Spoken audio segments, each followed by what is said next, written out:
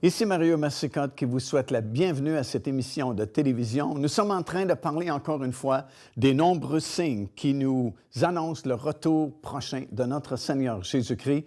Et nous examinons ces trois catégories de personnes qui, selon la Bible, existent présentement sur la planète: le peuple juif, les nations et l'Église de Dieu. Nous avons vu plusieurs signes qui se sont accomplis dans cette première catégorie, Israël. Et nous sommes en train de voir des signes vraiment très intéressants aussi concernant les nations du monde. Particulièrement cette grande prédiction que Daniel nous a donnée dans son livre. En fait, il nous a donné deux grandes prophéties qui, selon moi, sont parmi les deux plus grandes prophéties de toute la Bible.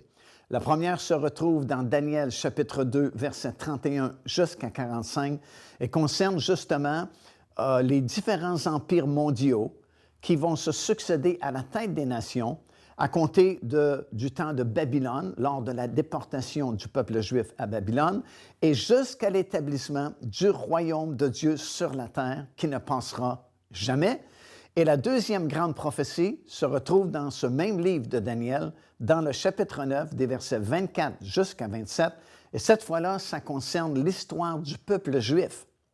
Aussi à partir du temps de Babylone, la déportation à Babylone, jusqu'à l'établissement du royaume de Dieu aussi sur la terre, sous la forme de 70 semaines de temps qui ont été données à Israël, que nous verrons plus en détail un petit peu plus tard. Mais revenons à cette première grande prophétie concernant les nations du monde et ces différents empires mondiaux qui devaient se succéder jusqu'à l'établissement du royaume de Dieu.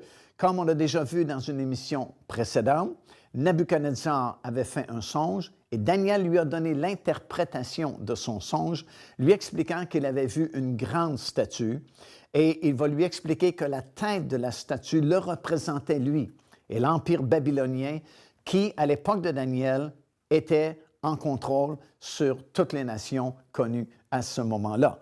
Mais, dit-il, tu ne resteras pas toujours à la tête des nations, puisqu'un autre empire qui arrive, celui des Perses et des Mèdes, qui sera succédé par un troisième empire, celui de la Grèce, avec les conquêtes, bien sûr, d'Alexandre le Grand à l'époque.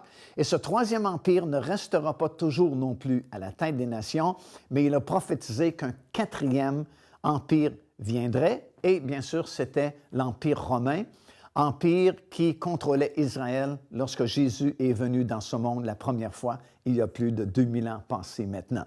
Les deux jambes de la statue représentaient l'Empire romain, la puissance de Rome, et représentaient aussi la division de cet empire-là. Comme nous le savons, l'Empire romain s'est divisé en deux parties, le côté est et le côté ouest, byzantin et romain. Rome est restée la capitale du côté ouest de l'Empire romain, et Byzance était la capitale de l'Empire du côté de l'Est, qui est aujourd'hui Istanbul. Autrefois, c'était Constantinople. Aujourd'hui, c'est Istanbul, qui était autrefois la capitale du côté ouest de cette division de l'Empire romain. Mais ce qui est intéressant pour nous, c'est que la prophétie de Daniel disait que dans les derniers jours, là où nous sommes présentement, ce quatrième empire romain, qui avait été divisé et qui était disparu de la circulation, doit refaire surface dans les derniers jours, mais sous une forme différente. Il n'y aura pas qu'un seul empereur, comme c'était le cas autrefois dans l'Ancien Empire romain, mais ce sera 10 nations puissantes qui formeront des alliances entre eux pour former un dernier empire mondial avant le retour du Seigneur Jésus-Christ. Et ces 10 rois de la fin étaient symbolisés dans le rêve de Nabuchodonosor par les 10 orteils de la statue, les 10 doigts de pied de la statue. Et remarquez qu'il y avait 5 orteils sur une jambe, sur un pied, et 5 orteils sur l'autre pied. Et ces deux pieds, comme je viens de mentionner, représentaient la division de l'Empire romain Est-Ouest. Ça veut donc dire que dans la restauration de l'Ancien Empire romain, bien, il doit y avoir 5 nations puissantes à l'Ouest, l'Europe de l'Ouest, et 5 nations puissantes à l'Est de la mer Méditerranée, parce que, bien sûr, si vous vous souvenez bien, lors de l'Ancien Empire romain, bien, les nations comme Israël, l'Assyrie, l'Égypte faisaient toute partie de cet empire-là, du contrôle romain à cette époque-là. Alors, si on parle de restauration de l'ancien empire romain tel qu'il était, il doit nécessairement y avoir une coalition de nations, 5 nations à l'est de la Méditerranée, qui vont se joindre avec 5 nations à l'ouest de la Méditerranée pour former ce dernier empire mondial, duquel sortira cette petite corne que Daniel a vue, qui représentait l'Antéchrist, qui lui-même va gouverner le monde pendant une période de 3 ans et demi, et c'est à la fin de ce règne de 3 ans et demi que le Seigneur Jésus-Christ finalement reviendra, cette fois-là en personne et sur la terre, et la Bible dit qu'il va revenir avec tous ses rachetés, donc il faut être parti avant pour pouvoir revenir avec lui, et va établir son royaume sur la terre qui ne passera jamais, il sera là pour toujours. Devenez partenaire avec ce ministère par votre soutien financier et aidez-nous à planter le flambeau de l'Évangile à travers le monde entier. Vous recevrez un enseignement audio à tous les mois de la part de l'évangéliste Mario Massicotte, ainsi que notre bulletin de nouvelles prophétiques incluant des enseignements bibliques, des nouvelles du ministère et des commentaires sur les actualités prophétiques, telles que vues pendant cette émission. Débutez dès aujourd'hui en visitant notre site web www.paindevie.org ou par courriel à info@paindevie.org ou en nous écrivant à Pain de Vie, casier postal 426 800 Square Victoria, Montréal, Québec, H4Z 1J7.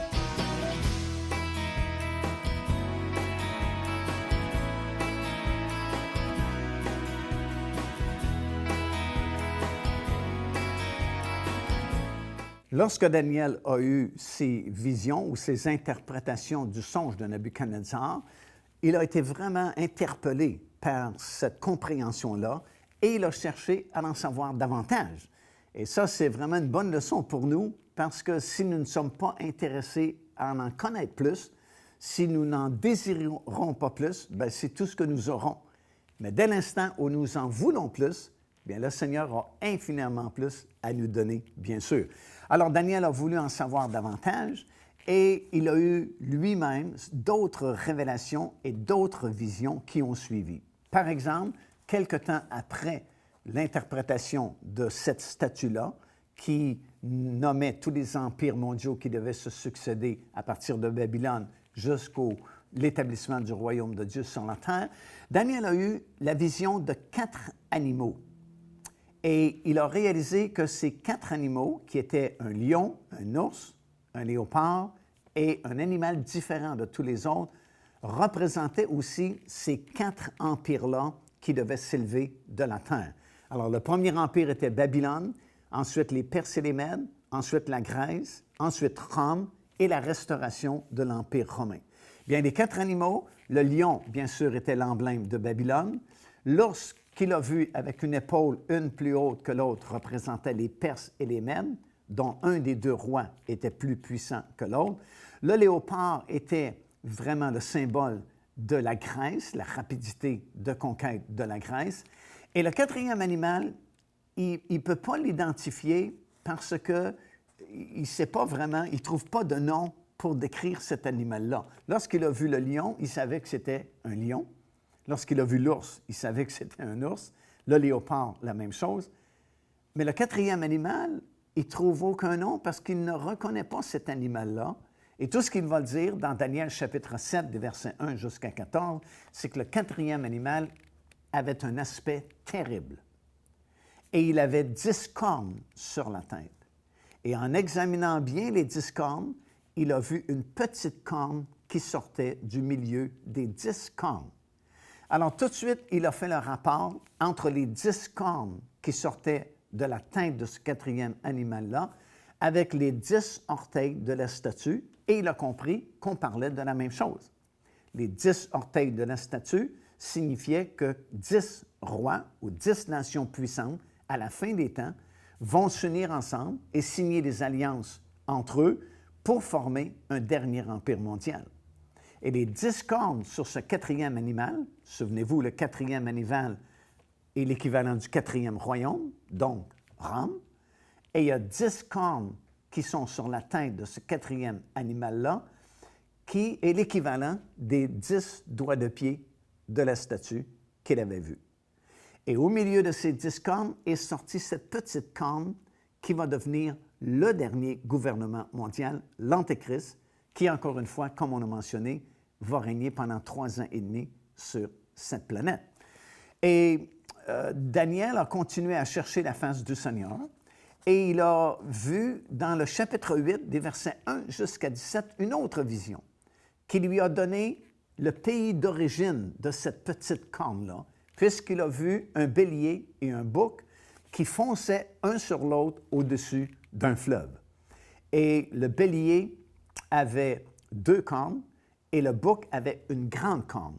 Et il a compris que le bélier représentait les Perses et les Mèdes et le bouc, avec une grande corne, représentait la Grèce.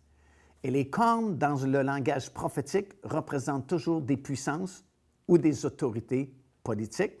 Donc, la grande corne du bouc représentait l'autorité de la Grèce à l'époque, qui était bien sûr Alexandre le Grand, qui n'a pas entendu parler des conquêtes d'Alexandre le Grand à l'époque. Et dans la vision que le Seigneur lui a montrée, dans ce chapitre-là, chapitre 8, versets 1 jusqu'à 17, lorsque les 2 animaux se sont frappés, la grande corne du bouc s'est brisée subitement. Et ça signifiait bien sûr que Alexandre le Grand devait disparaître subitement, et effectivement, il est mort subitement à l'âge de 32 ou 33 ans, alors qu'il était dans sa tente dans la ville de Babylone. Et à la mort d'Alexandre le Grand, son empire qu'il avait conquis à l'époque a été subdivisé parmi ses 4 généraux principaux. Et c'est pourquoi, dans la vision de Daniel, 8e chapitre, lorsque la grande corne fut brisée subitement, il y a 4 autres cornes qui sont sorties de cette grande corne-là, parce que tout l'empire de la Grèce a été subdivisé en 4 autorités, parce que le territoire a été subdivisé parmi ces 4 généraux. Puis, un peu plus tard, dans le 11e chapitre du livre de Daniel, là, il y a des prophéties tellement précises qui relatent les guerres qui ont eu lieu entre le roi du Nord, qui est la Syrie, et le roi du Sud, qui est l'Égypte. Parce que souvenez-vous ce qu'on a déjà dit, tous les points cardinaux dans la Bible sont toujours nommés par rapport à Israël. Alors, si on parle du roi du Nord, on parle du nord d'Israël, et le roi du Sud, le sud d'Israël. Alors, au nord, c'est la Syrie, au sud, c'est l'Égypte. Et il y a tellement de précision dans le 11e chapitre du livre de Daniel que longtemps, on a douté de l'authenticité de ce livre-là parce qu'on se disait aucun homme pouvait savoir à l'avance autant de détails concernant des guerres qui vont se produire plusieurs années plus tard entre la Syrie et l'Égypte. Mais c'était la révélation de Dieu et ça s'est avéré exactement comme c'était écrit dans le livre de Daniel. Et finalement, la petite corne va sortir de l'Empire du Nord, donc de la région de l'Assyrie, qu'on appelle l'Assyrie en 2 mots aujourd'hui, mais au temps biblique, c'était l'Assyrie, L'-A-S-S-Y-R-I-E, et c'était cet ancien territoire qui était au nord d'Israël. Donc, Daniel a compris que l'Antéchrist, celui qui va signer ce traité de 7 ans entre Israël et plusieurs pays autour d'Israël, son origine est de l'Assyrie. C'est pourquoi dans la Bible, il est appelé l'Assyrien.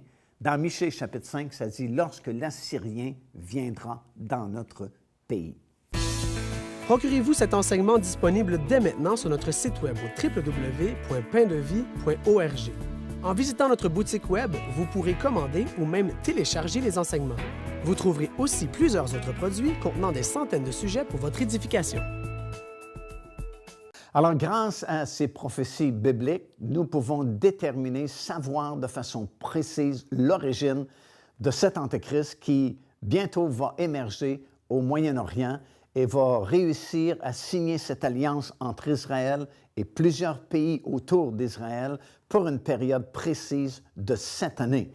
Et c'est vraiment très intéressant de savoir ça parce que ça nous évite de spéculer comme beaucoup de gens ont fait ces dernières années sur l'origine de l'Antéchrist. À un moment donné, c'était le pape qui était l'Antéchrist, ou Kissinger qui était l'Antéchrist, ou Clinton qui était l'Antéchrist, ou Bush qui était l'Antéchrist. Mais non, la Bible dit qu'il vient de cette région-là du monde, qui s'appelait autrefois l'Assyrie, qui aujourd'hui s'appelle la Syrie en 2 mots et une partie de l'Irak. Alors, c'est de cette région-là que surgira l'Antéchrist qui signera ce traité. C'est très intéressant de remarquer dans Daniel, le chapitre 2, comme j'ai mentionné, et le chapitre 9, ces 2 grandes prédictions.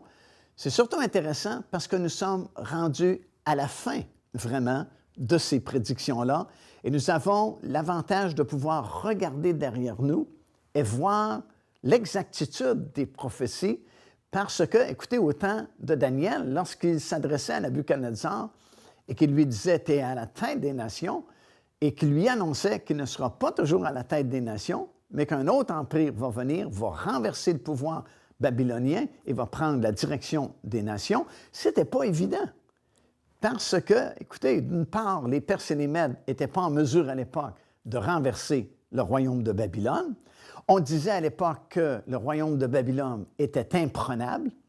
On disait même que la muraille qui faisait le tour de la ville de Babylone était tellement large qu'on pouvait se promener à 7 chariots de large sur la muraille.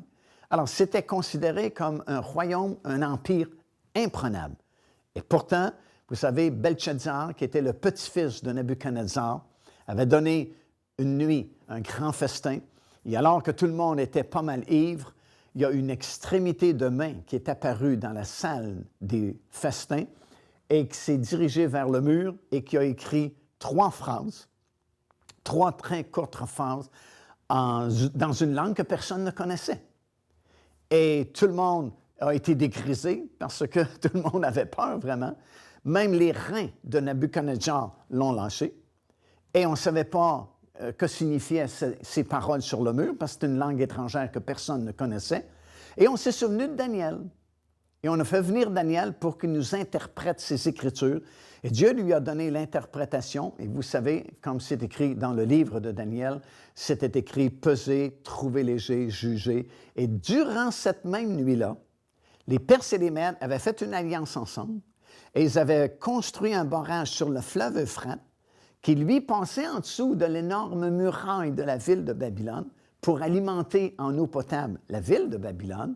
Et parce qu'ils avaient construit un barrage, bien, ils étaient descendus dans le lit du fleuve, avaient traversé en dessous de la muraille et ils ont surpris les Babyloniens alors qu'ils étaient tous ivres et tous presque morts de peur à cause de ce qui venait de se passer dans la salle des festins. Et sans vraiment qu'il y ait eu d'armes utilisées, en cette nuit-là même, Babylone a été renversée et ce sont les Perses et les Mèdes qui ont pris le contrôle mondial de l'époque, qui ont été succédés par la Grèce, par Rome, et dans les autres visions, comme je viens de vous expliquer, qui ont été données à Daniel dans le chapitre 7, chapitre 8, jusqu'au 11e chapitre, bien, on a beaucoup de détails qui ont été ajoutés à cette grande, grande interprétation qu'il a donnée à Nabuchodonosor, si bien qu'on peut savoir vraiment où nous sommes rendus. Nous sommes rendus à la fin de la statue, à la formation des doigts de pied. Et remarquez ce que je vous dis, après les doigts de pied, il n'y a plus aucun autre empire mondial qui va régner, sauf que Daniel a vu, à ce moment-là, une pierre qui a été détachée sans le secours d'aucune main et qui a frappé la statue, l'a mis en pièces. Et Daniel dit, la pierre, elle a grossi, grossi, grossi. Elle est devenue à la grandeur de la planète Terre. Et il dit, c'était le royaume de Dieu qui s'établissait pour toujours à la grandeur de toute la terre. Alors écoutez, on n'est plus au temps de Babylone, on n'est plus au temps des Perses et des Mèdes, on n'est plus au temps de la Grèce, on n'est plus au temps de Rome, on est au temps de la formation des 10 orteils de la statue. Et remarquez, après ces 10 orteils de la statue, c'est tout. Tu as le court règne de l'Antéchrist de 3 ans et demi, et c'est la pierre qui frappe la statue et qui devient le royaume de Dieu pour toujours, qui va régner sur cette terre. Et cette pierre-là, bien sûr, c'est le Seigneur Jésus. Jésus est la pierre, la Bible dit, que vous qui bâtissez avez rejetée. C'est écrit dans le livre des Actes des Apôtres que Jésus est cette pierre-là. Et c'est son royaume qui sera établi sur la terre pour toujours. Alors, on est vraiment rendu dans ces derniers instants-là. Et c'est la même chose pour l'autre prophétie de Daniel chapitre 9. la prophétie des 70 semaines de temps, bien 69 de ces 70 semaines sont écoulées. Il ne reste qu'une semaine d'une durée de 7 ans, qui en fait sont les 7 années de tribulation qui sont sur le point de débuter maintenant. Joignez-vous à nous afin de célébrer le Seigneur et entendre le message de la parole de Dieu par l'évangéliste Mario Massicotte. Venez recevoir ce que Dieu a préparé pour vous. Visitez notre site web www.paindevie.org afin de connaître notre itinéraire. Nous serions très heureux de vous rencontrer et de vivre des moments forts avec le Seigneur.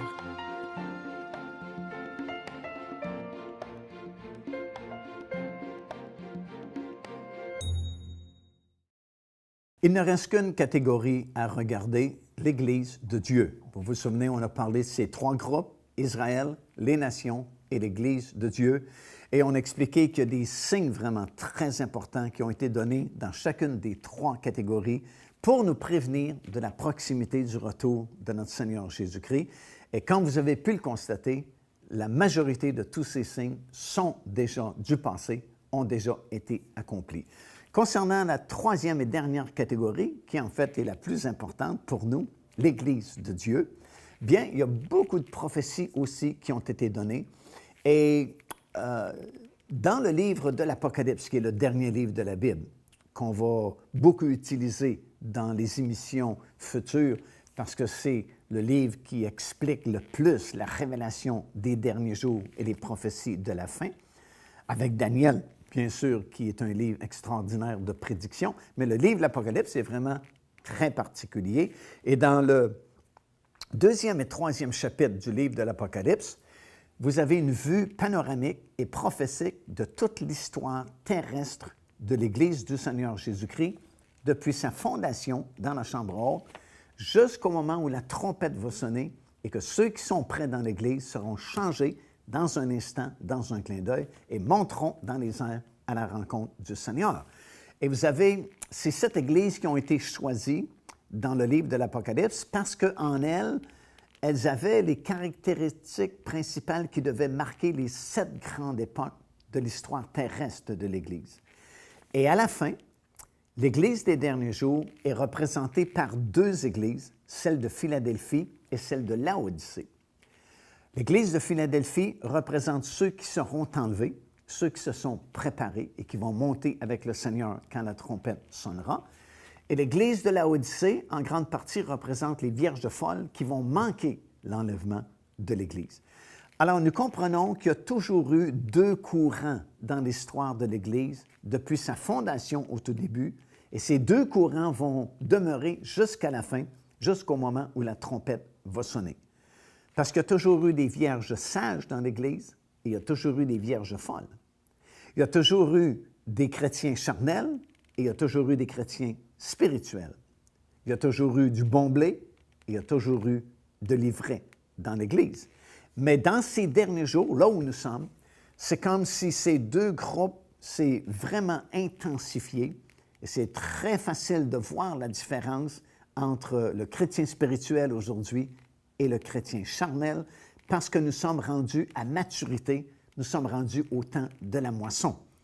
Lorsqu'on débute la saison, c'est le temps des semailles, bien, ce n'est pas le temps de la moisson et on ne peut pas vraiment encore discerner la moisson, qu'est-ce que ça sera, et ainsi de suite. Mais c'est toujours à la fin de la saison que la moisson arrive et c'est toujours à la fin, lorsque les semailles sont rendues à maturité, que c'est facile de discerner ce que nous allons avoir. Et c'est comme ça un peu dans l'histoire de l'Église. Vers la fin, là où nous sommes tellement près de la dernière grande moisson et c'est pourquoi c'est plus facile de discerner entre les 2 groupes parce que tout le monde est rendu à maturité. Autrement dit, le chrétien charnel n'a jamais été aussi charnel qu'il l'est aujourd'hui et le chrétien spirituel n'a jamais été aussi spirituel qu'il l'est aujourd'hui. Et dans la parole du Seigneur, il y a beaucoup de prophéties qui sont données concernant ces 2 courants-là. Et c'est pourquoi vous retrouvez des prophéties qui parlent, par exemple, d'apostasie dans les derniers jours. Comme Paul dira aux Thessaloniciens avant notre réunion avec le Seigneur Jésus-Christ, il faut que l'apostasie soit arrivée. Mais en même temps, vous avez un autre courant de prophétie qui parle de réveil, qui parle de beaucoup d'âmes sauvées, probablement des millions d'âmes qui seront sauvées prochainement, qui parle de grands réveils, de pluie de l'arrière-saison. Si vous comparez les prophéties de Joël, chapitre 2, avec les prophéties ou les actualités dans Actes des Apôtres, chapitre 2, vous allez comprendre que dans les derniers jours, il y a des grands mouvements de réveil, la pluie de l'arrière-saison qui tombe sur l'Église. Alors, tu as deux courants, un courant d'apostasie et un courant de réveil, parce qu'il y a toujours eu deux courants dans l'Église, le côté charnel et le côté spirituel. Le côté charnel va avancer davantage dans l'apostasie et le côté spirituel, bien, va bénéficier de ce grand réveil des derniers jours. Et en terminant, je veux citer un passage qui est vraiment étonnant, une exhortation du Seigneur qui dit ceci, qui dit « Prenez garde à vous-même ». Il parle à l'Église de craindre que vos cœurs ne s'apesantissent par les excès du manger et du boire et par les soucis de la vie, et que ce jour ne vienne à vous surprendre, vous prenne à l'improviste, car il viendra comme un filet sur tous ceux qui habitent sur toute la face de la terre. Veillez et priez en tout temps, afin que vous ayez la force d'échapper à toutes ces choses. C'est quand même étonnant, parce que le Seigneur exhorte son Église à faire attention au manger, au boire et aux soucis des derniers jours, disant que leur cœur va s'appesantir s'ils sont dans les excès du matérialisme. Et si tu es trop lourd, bien, tu n'es pas vite pour comprendre les choses de l'esprit, les choses spirituelles. Alors faisons attention, parce qu'on est vraiment rendu à cette dernière époque-là. Car Dieu a tant aimé le monde qu'il a donné son Fils unique, afin que quiconque croit en lui ne périsse point, mais qu'il ait la vie éternelle. Téléchargez gratuitement l'enseignement « Le salut, c'est quoi ?»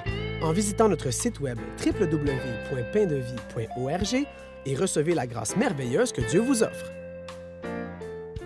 Alors, nous avons vu vraiment que nous sommes rendus dans ces derniers jours dont la Bible nous a parlé, autant concernant Israël que les nations du monde et que l'Église du Seigneur Jésus-Christ, puisque nous avons vu, grâce à la parole du Seigneur, les signes qui nous ont été donnés et qui sont désormais accomplis chez ces trois groupes de personnes. Israël est exactement à l'endroit dépeint dans la parole de Dieu où il devait se tenir dans les derniers jours. Les nations sont exactement là où le Seigneur les a dépeints dans les derniers jours.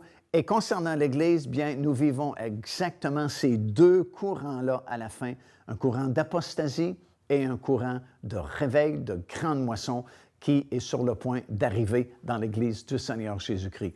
Alors, en conclusion, nous sommes vraiment conscients que ce sont des preuves, ces choses-là, de la proximité du retour de notre Seigneur Jésus-Christ. Et chacun de nous devons prendre une décision parce que je ne peux pas être sauvé pour vous comme vous ne pouvez pas être sauvé pour moi. Je ne peux pas accepter le Seigneur à votre place comme vous ne pouvez pas accepter le Seigneur à ma place. Le salut est une question personnelle, c'est une question individuelle. Chacun d'entre vous qui entendez le son de ma voix et qui voyez ces émissions aujourd'hui, bien, vous devez prendre une décision pour vous-même. Vos parents ne peuvent pas être sauvés pour vous. Votre conjoint ne peut pas être sauvé pour vous. C'est à vous de prendre cette décision.